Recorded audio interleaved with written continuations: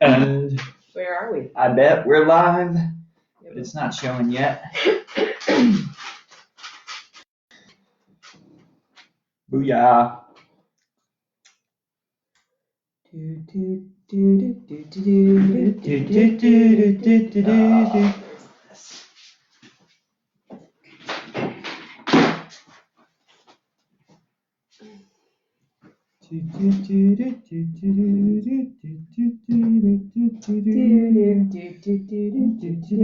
Hey everybody.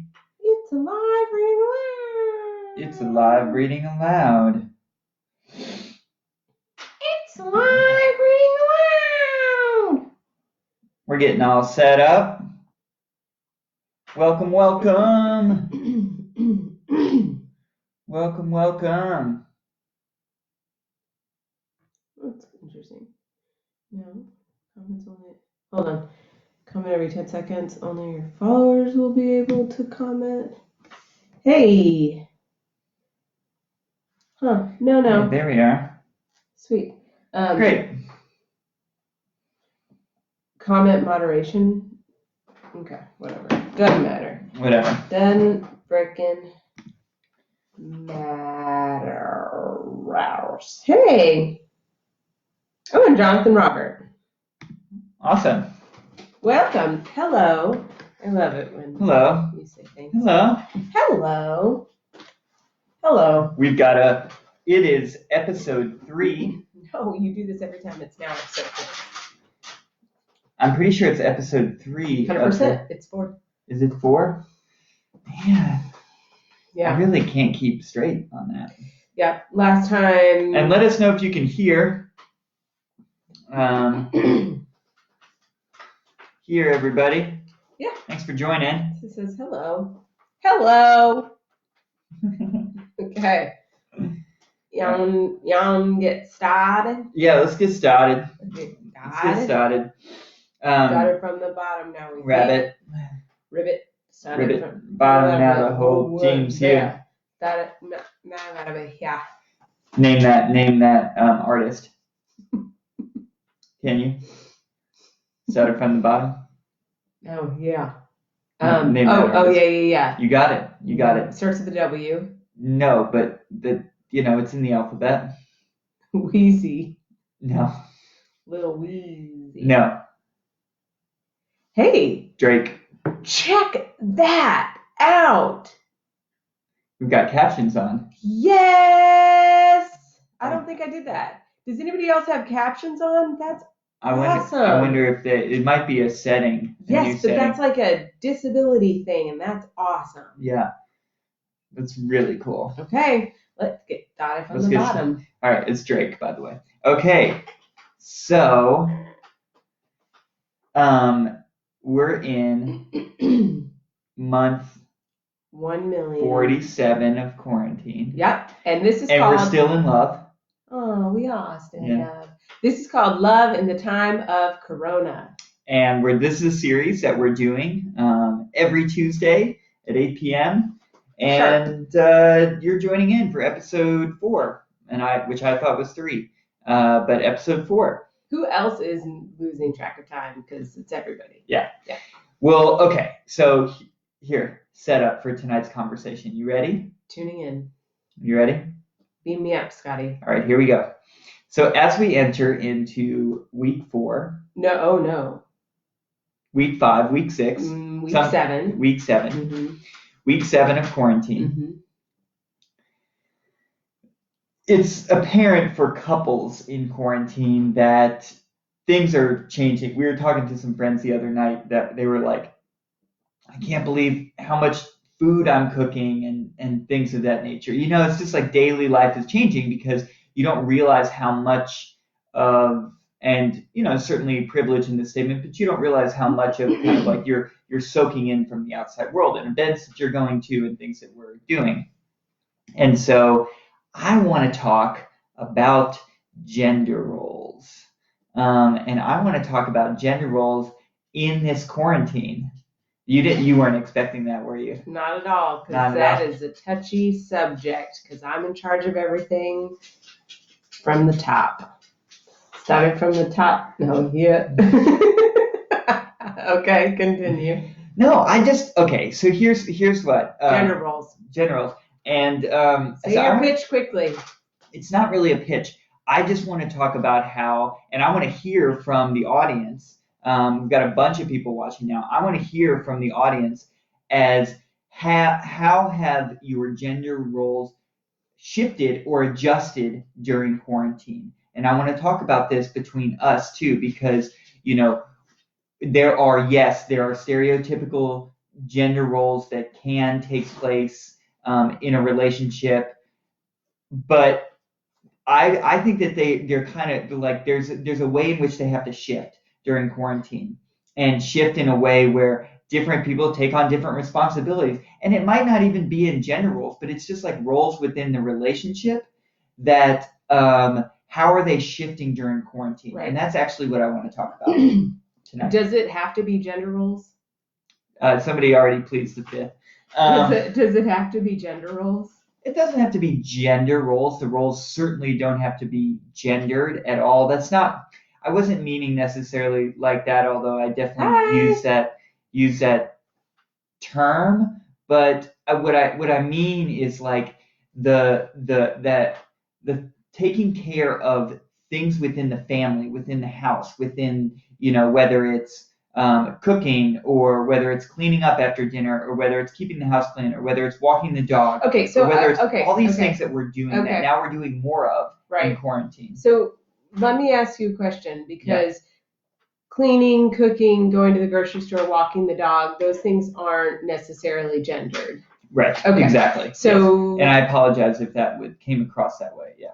No, it doesn't. I just want to be clear the topic, because you just said let's talk about gender roles, but I want to hear where are you coming from with that, because it isn't gendered in our relationship. It's personal roles that each one of us takes on. Right. So is that what we're talking about, or that's what we're talking about? But I think I secretly also wanted to get into ways in which we as a couple also break gender norms and roles.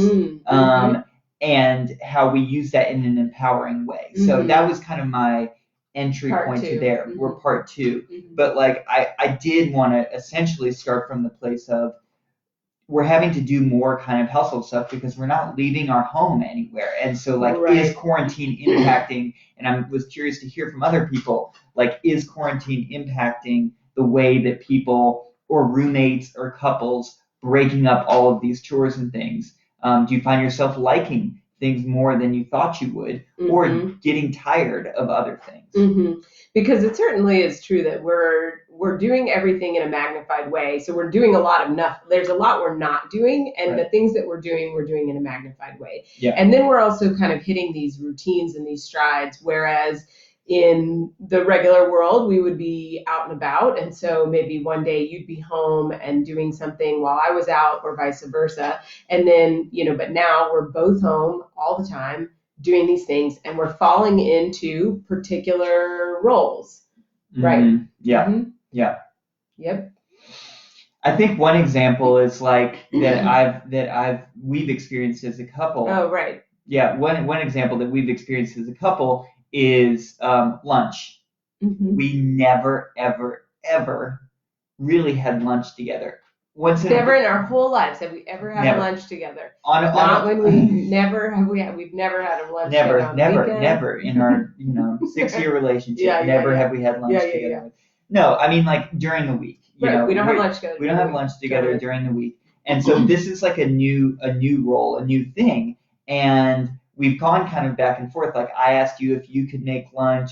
I enjoy making lunch sometimes, and it's just like this whole new dynamic of like having lunch together. And we're actually, I think we've struggled with it a little bit because we haven't timed it perfectly. Like I will either bring you lunch and interrupt you, or I'll be eating lunch at a different time. So let me ask you what's going on with that. Like you asked me, when did you ask me? Was it in a feedback session?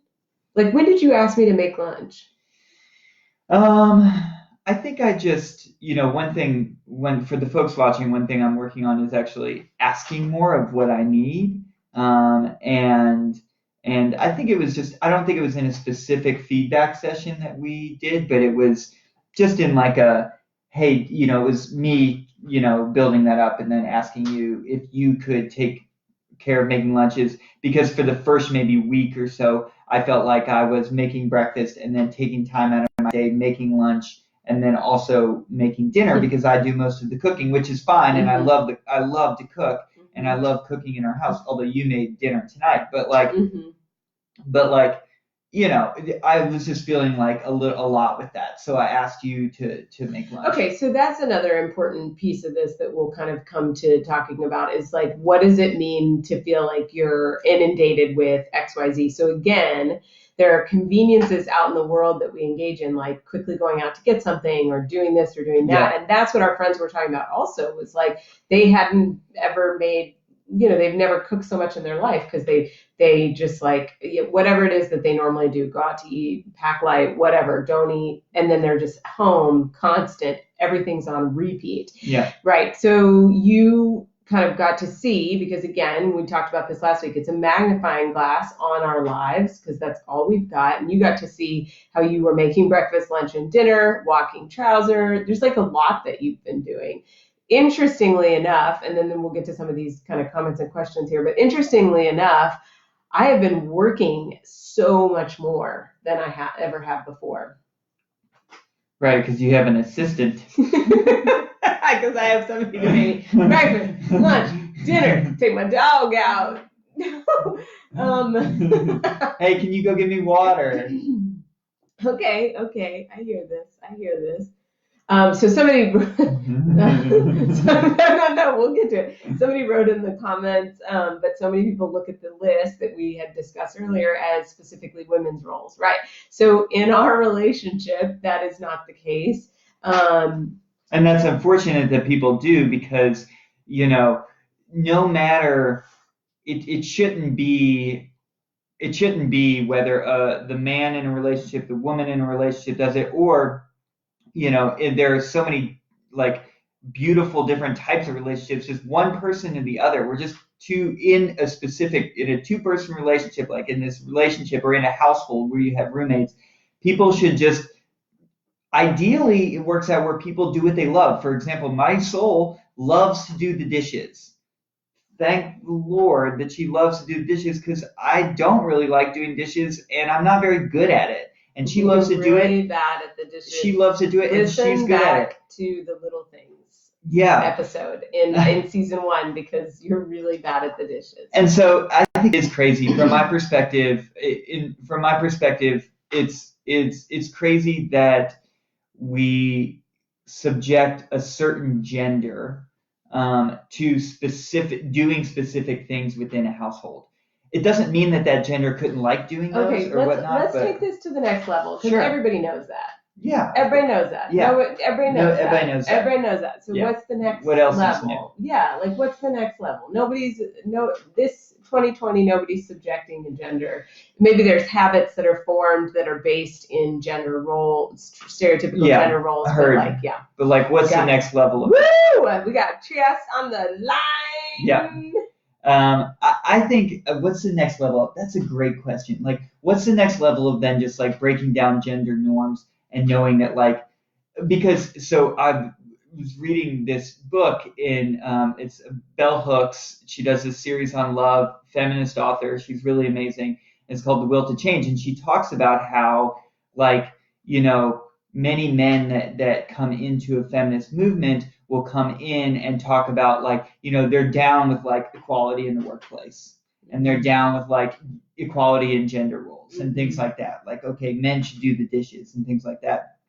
But where it kind of comes up against a rub is around just like certain aspects of power and who makes decisions, and kind of like where power and the kind of like patriarchal system. I'm getting too deep, and I'm not going to ever do it justice. But there's an aspect of power. Then you ask what taking it to the next level, and I think that there's an equality in decision making and power, that there's a balance that's created there, and that is where, like, I think true magic can happen between two people, and it definitely doesn't have to be between a man and a woman. It's just like between a couple. There's a power dynamic that around decision making that could be a next level of it. So, sorry, we eat dinner right before we do this, and I always have to clear my throat. Okay, so if there's a thing about power, and then I have another comment, but if there's a thing about power, is there a power dynamic between the two of us that is not equal?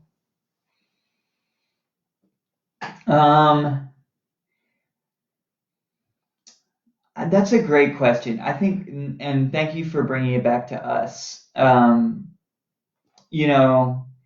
think that it plays, I am sure the answer is yes. Mm-hmm. And it plays out in different ways. Mm-hmm. I think that in some ways it's unequal towards kind of you getting the upper hand. I don't know the right terminology, but like, you having it. And then in some ways it's different where I have it.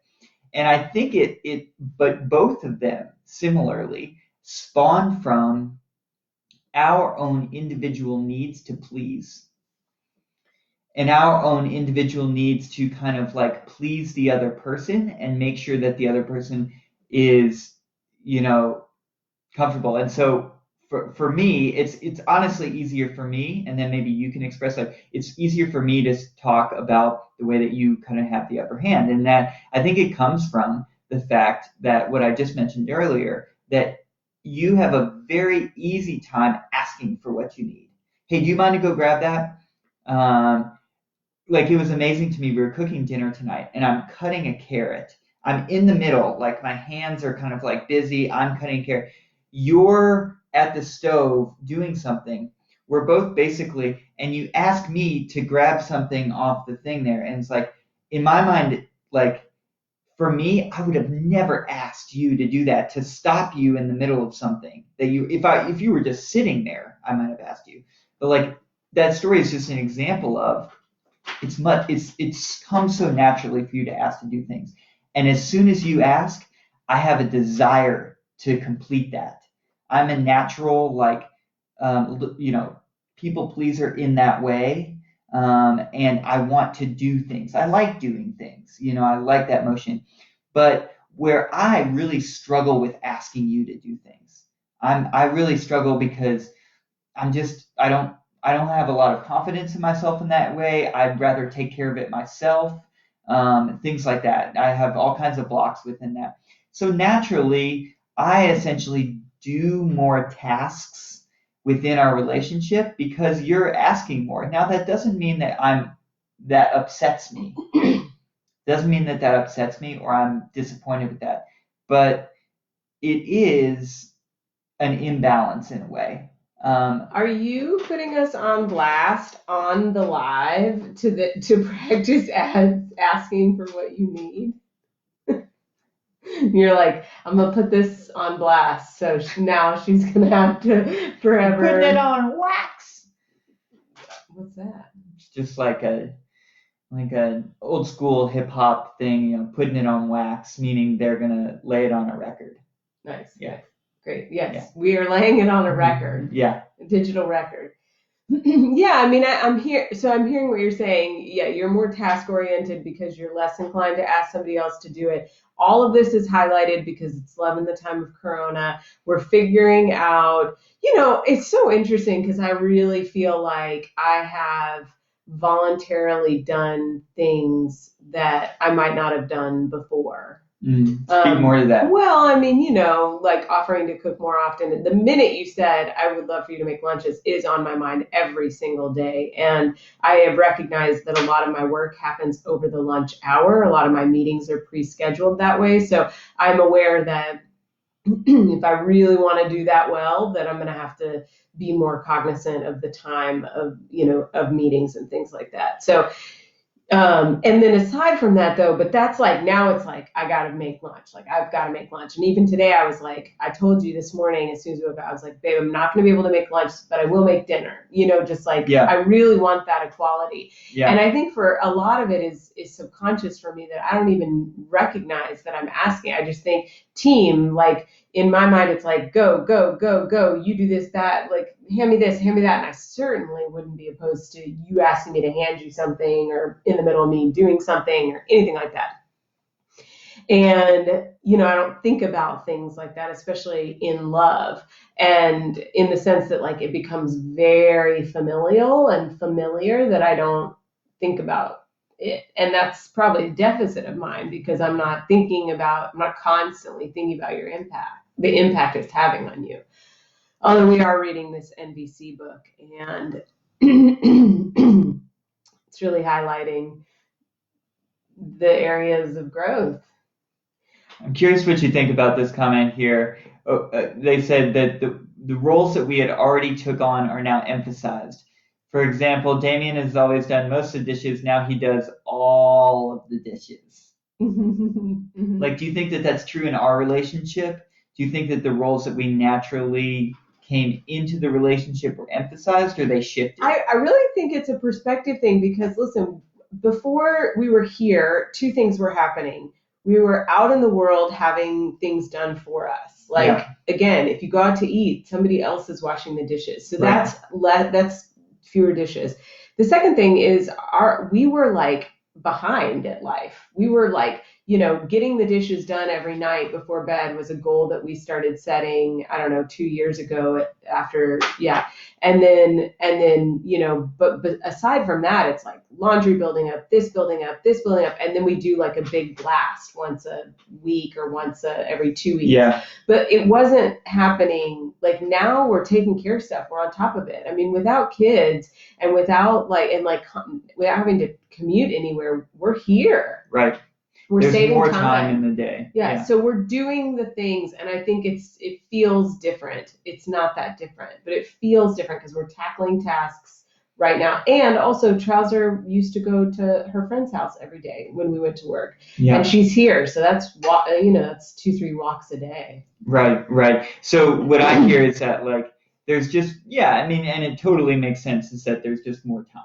Right. And in their situation, there's more dishes probably. And I'm curious, like, if that's, it's emphasized, if that's the point, is that it's emphasized, or if the point is that now there's more dishes to be done, or like how, like, I want to be in conversation with you, Trieste.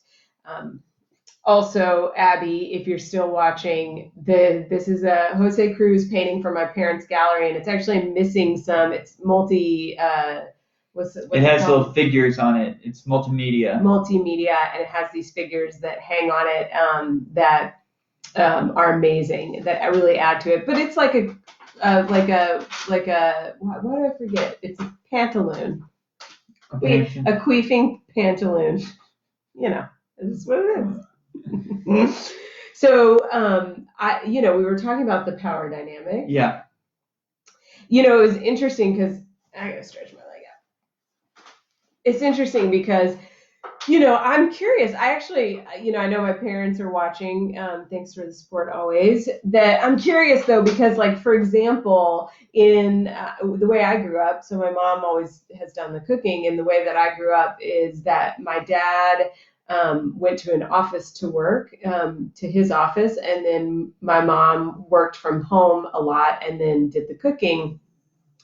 And then on the weekends, they would split the cleaning and the yard work and I remember so specifically they had their roles. My dad vacuumed and did the lawnmower, and he did he's the one that would get down on the ground and scrub the grout or something if needed be. Yeah. And then, but my mom always cooked, and now, their business. So then they started working together and going to the office together, and my mom still cooked. And now they're home, probably doing some work from home, but certainly not as much. And then, I have no idea what. It's explaining the painting. Got it. Keep it the story. Yeah. So, then he, now that they're home, I'm wondering what it looks like. And also they're going to retire soon. And, I'm wondering what it's going to look like post-retirement, because it's interesting. And it's so funny how I feel like I'm probably more like my dad. And I remember he would say, like, I go out to work and I'm working really hard. And so when I come home, I can't be making, I don't have the capacity to make dinner. Right. And I feel like probably no matter what job I have, I would feel the same, but I certainly feel that way in working for myself, that it's been really, it's like taxing on me in a way. I don't know.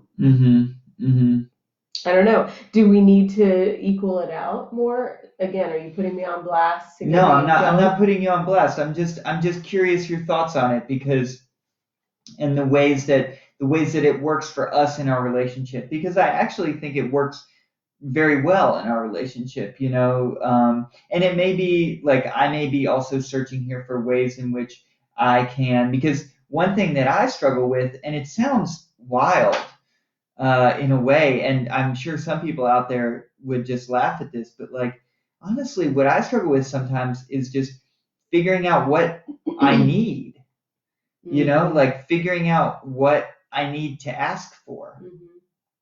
And so I was just curious to kind of bring it up, because it's not that like I do experience fatigue and very, very occasionally a little frustration with like being asked to do things, not all the time, or definitely not, just like very, very occasionally I'll experience frustration, and very occasionally I'll experience fatigue.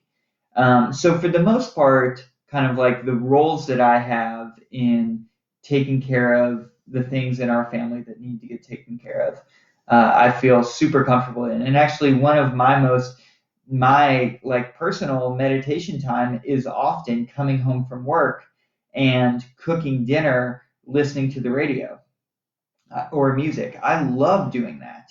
And it is a time for me to check out. And often, honestly, now that I'm just talking about it, I'm kind of realizing it, the times when I'll get frustrated is when I'm in that space doing something and then asked to do something else.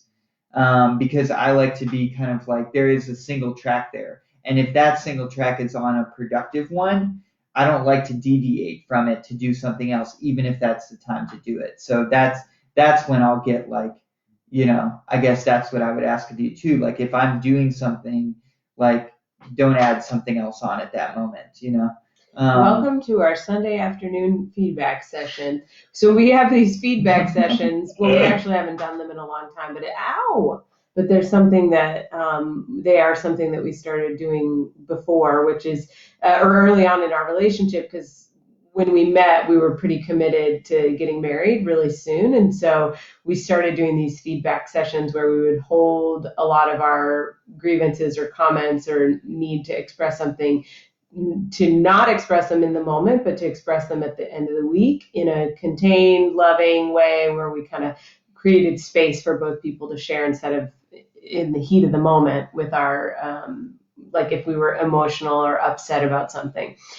And we did that for a long time, and they worked so well. They worked so well in like diffusing my frustration and emotion, and like giving me an opportunity to think about what I needed to say before I said it. And for you, it gave you a space to really share what it is that you needed. So we haven't done that in a while, and it's clear that we need that because I'm getting some feedback. It's so interesting because I really just learned. It's so interesting to me, and this is frustrating for me. But I just learned something from you, like very, very new information of like kind of what you just described was the sacredness of particular times of your day, including when you're cooking or in a flow, and that it's not so much like, because I always get frustrated that you can't just like change direction for real quick, like just answer this or do this or whatever, but that you're like so rigid. I feel it's rigidity, and what you just described is it's sacred space that you're really deepened into or tuned into whatever it is that you're working on. And there's a flow, and there's something about that you really enjoy. And the interesting thing about that, the reason it's frustrating to me, is because that's all I want is to know. I just want to know. Now that I know that, I have so much more information to do the right thing and to honor that for you and to respect you in that process. And, I know that you're working on stating your needs, and I understand that. And I understand that it's not about like, just state them, because that's what I want to say right now. It's like, just state them. But I do want to say that it is like, you've got to trust me that like, I want to know this stuff, because I am a people pleaser in many ways too. And regardless, like, I don't need to label myself that. I just need to say, I want to please you. Right. And I want to do the right thing for you and respect you and honor whatever it is that you need. And so I really feel like you've got to work this thing about expressing your needs out, because I can't do anything without the information. Mm-hmm. Yeah, no, I appreciate that. And I think like for me, what comes up with there is, and for kind of this podcast, is the importance of communication and conversation. Because another thing, and I've actually found this is speaking to the audience now, like I've actually found this to be true in many of my male friends. And I have a men's group that I'm a part of, and I have a couple different like guy friends groups that interact. And I think from what I've seen, and maybe it's just the men that I hang out with, but like they're a little bit slower to develop than, especially in a relationship setting, they are slower than their partners to develop opinions about something or to give an answer to something. That they take a little bit more process time. So I say that because I appreciate what you're saying, and it brings into me such the need for conversation and connection, because honestly, what I shared about being in that meditative space, I probably could have gotten there, but if you'd have just asked me offhand, I wouldn't have given you that answer. Like, it's taken us dedicating time to a conversation about roles or a feedback session, and maybe this is myself like creating an excuse, but like it's taken me that time to give you that information. I honor and want to give you more clear information about my state of being more readily and more often. And so I recognize that, and I'm just reflecting on the importance of conversation to bring that out in me. I'm sorry, I just like, my mind just squirreled, and I just was like, where did you go? Well, I think I want to wrap it up in a second, but unless we have more thoughts from the folks listening, but no, I mean, I shouldn't have interrupted. I mean, I just like had a squirrel thought, and I was like deep listening to you. I had two very, very present thoughts. I'm so curious though about the like where your mind went to. Well, I mean, it went very far, very fast. So I just want to say before we move on that I hear you. Like, it's not easy like, you need conversation in order to come up with that. The funny thing is, I get this kind of like nauseous feeling in my stomach about conversation like this. Did you know I was going to say this? Well, no, it makes sense. Right. It's not a bad thing. It totally makes sense. It's like, and I find myself, sorry to interrupt you again, but like I find myself, I've reflected on that in our relationship, that I am always asking for more time and more patience constantly. Right. And then it's funny because I have to also check myself in those moments and be like, oh wait, is my default just to ask for that instead of, is that a way that I procrastinate taking action? Interesting. Right? So I recognize that. I also recognize, I think there's a little bit of truth in both, but I know what you're saying, and I understand why you're feeling nauseous. Well, I get nauseous because I just like, I do, and like I'm also so we're reading this NVC book, Nonviolent Communication, and it's so good if you're a teacher and you have students. It is so hard to imagine. Or have coworkers. Or maybe even coworkers, but it's really hard to imagine like sitting with your partner and going, I hear that you feel the need to, it's so scripted, and like there's like, and this is me probably making an excuse because I don't actually want to do the work. Like, I don't want to do the work, but boy, it sounds boring, and it sounds so formal, and it sounds like so, but you do it all the time. And sometimes I'm like, stop it. Yes, that's what I meant. Don't tell me what I meant. Like, I know you know what I meant. I said it clearly the first time. You don't have to repeat it. Like, so I get a little nauseous at the thought of like this being so saccharine sweet. But it's like people watching. I'm like, just so you all know, hey Zoe Maya Jones, just so you all know, like we don't sit around like being like, like feedback sessions with deep conversation, and maybe we should, but I'm resistant. I have a thought on this, and then I want to tell you that other thing I thought. Yeah. But we're on this. Okay. I have a thought on this. So, all right. I think with the NVC and which is nonviolent communication for those watching, but like with these approaches of kind of this slower processing over explaining, especially when you're learning about it, the way that I think about it, and I'll relate it back to COVID, sorry, we 86 the COVID. C word. I'll relate it back to being in quarantine. Is kind of like you kind of have to know the rules to break them. Yeah, I hear that. And so like you have to kind of know these rules that are over the top in terms of like explaining and reflecting and saying, I hear that you said, this. And then as you build that trust, you're then able to, navigate and create a dynamic that works for your relationship and create your own internal language. Yeah. So, and I think, it's the same thing with quarantine. Like at first, we kind of thought we would shut ourselves in the house and not come out for a month. And now we recognize like, okay, here's how we order food out, and here's how we do this, and here's how we support local businesses, even while in quote unquote quarantine. Yeah. And so anyway, that's kind of my thought on that. So the boring aspect of it. No, right. Thank you. Okay. Well, yes. And it, when I'm taking a bunch of trainings right now for my license because my license is being renewed this summer. And one of the trainings I'm taking is, learning kind of some routine ways of talking to people who are entering into a stage of change in their life and a way to work with them. And so, one of the things that my friend Hillary, who's doing the training, said was, lob off the first part of that sentence. So instead of, I hear you saying your need is, it's like some, like more casual, like, so do I understand that your need is this? Or so right. It sounds like your need is this or whatever. Take away the context, the scripty stuff. Yeah, the scripty stuff. Yeah. So we'll figure this out. I feel like we're gonna have to start the book over and read it again. So what was the squirrel hole that you went in? I wanted my heart out on the table for everybody. And you were. And you started thinking about. Well, I was like, well, let's wrap this up. What's a highlight and low light for the week? And then I was like, we should always do like a rosebud thorn.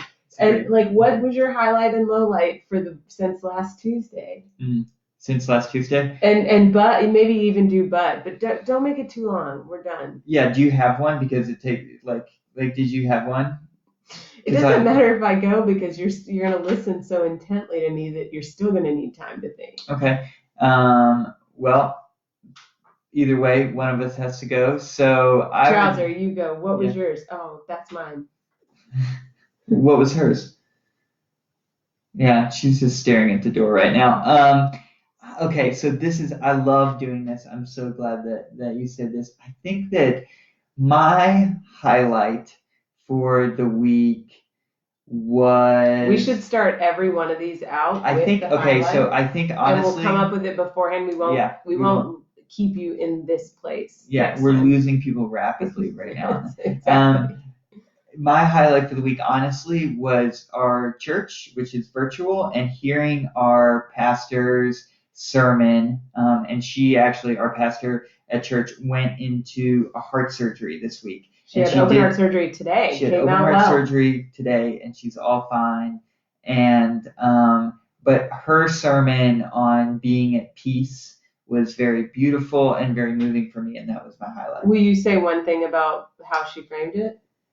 It was really just about being able to move forward in life and make decisions from a place of peace versus fear. Yeah. Versus fear and anxiety. And it sounded like there was some parallel between, you know, where we are in pandemic times and where she was at in trying to cope with her fear. Yeah, and tying in the Christian story of, right. you know, post Easter and, you know, anyway, not to get all into that, but the way that people were finding out about this, making decisions from a place of peace. Low light. I mean, this is extensive. Low light was, low light. It's been a pretty good week. I think Saturday kind of sucked. What was Saturday? This is going to be a great day. Oh, I had a great day on Saturday. You didn't. But I think for me, low light was just I just hit some just some work projects took a lot longer than I wanted to. Bud. And geez, you're gonna make me do Bud too? Okay. You're looking forward to for the rest of the week. My exercise routine. I'm in a really good flow in my running and exercise, and we did an awesome yoga class today, and I'm super excited to continue that trend. My yoga studio, Pure Yoga, has an amazing deal on yoga, and it's so freaking cool that I would get to share not just these pre-recorded lessons with teachers I love, but they're also running live lessons, and it's amazing and super affordable. Pure Yoga. Okay, highlight, low light. My low light was Saturday. So when Adam says to me, it's going to be a great day, it is inevitably the worst day in the history of histories. So he's like, it's going to be a great day. And I said it's going to be an awesome day. I know you changed it up, but it still sucked. And so I just couldn't get my rhythm. And then and the funny thing is we were in a car parade on Saturday. We got to talk to our friends from across the parking lot on Saturday. And then it did actually turn around because I was cranky and Adam's like, go to your yoga class. And I went, and then I had a virtual dress up party. It was awesome. Okay, if you're in my Soul Spring style group, you'll be invited to the next one. That's on here on Facebook. The the rose was that Trouser and I are training for an iron pup. Yeah.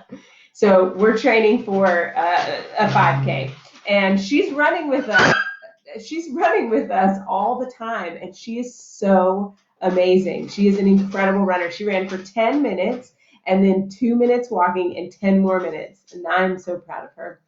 And then my bud is, I have some cool projects on the books. So follow me on Soul Reflection on Instagram, and you can see what some of those projects are, or you can follow my business page on Soul Reflection. So if there aren't any last questions, we're gonna say goodbye. Wrap it up. All right, folks. Thanks for your time. Yeah, thanks for tuning in. And again, this episode, if you didn't get to watch the whole thing or tuning in just now, it's going to be posted at our usual time every Thursday, and we'll see you here next Tuesday. All right. Bye, y'all. Bye.